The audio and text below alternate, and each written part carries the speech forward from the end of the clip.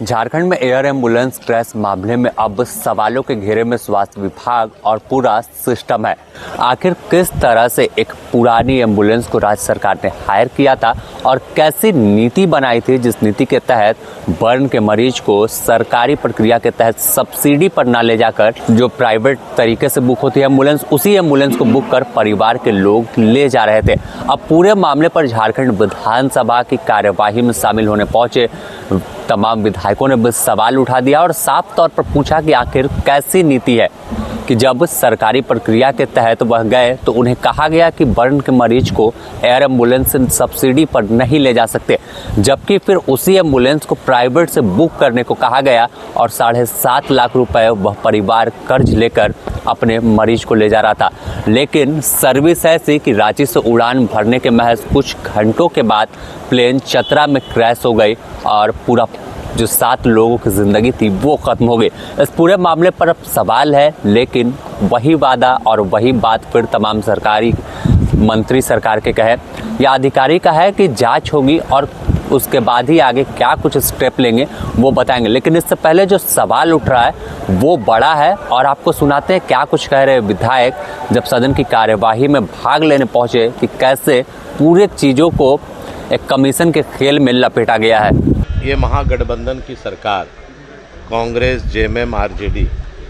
इनके हर एक बात कथनी कुछ है और करनी कुछ है। ये पूरे झारखंड की जनता समझ चुकी है। आज एयर एम्बुलेंस की जो बात हो रही है कि सब्सिडाइज रेट पर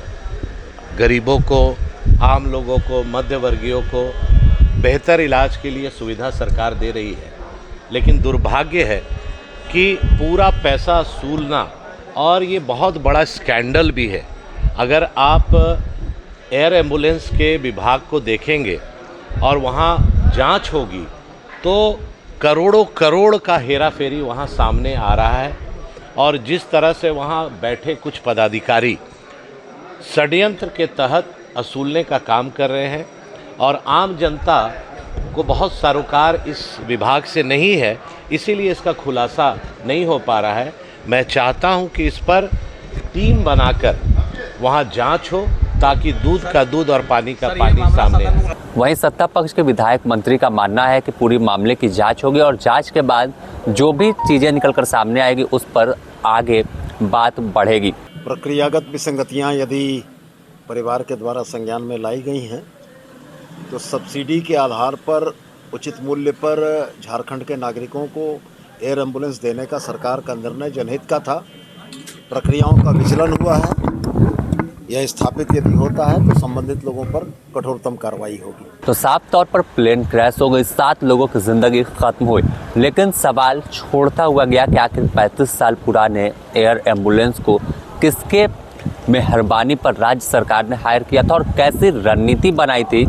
कि जब यहाँ के लोगों को ज़रूरत पड़ेगी तो उन्हें एम्बुलेंस प्राइवेट से बुक करना पड़ेगा और सरकार के तमाम जो बड़े लोग जाते हैं, जो पैरवी वाले लोग जाते हैं, वो आराम से उड़ान भरते हैं और बड़े अस्पतालों तक पहुँच जाते हैं। बने रहें द न्यूज़ पोस्ट के साथ, इससे जुड़ी और भी अपडेट देंगे अपने सहयोगी संतोष के साथ। Sameer, the news post, Ranchi.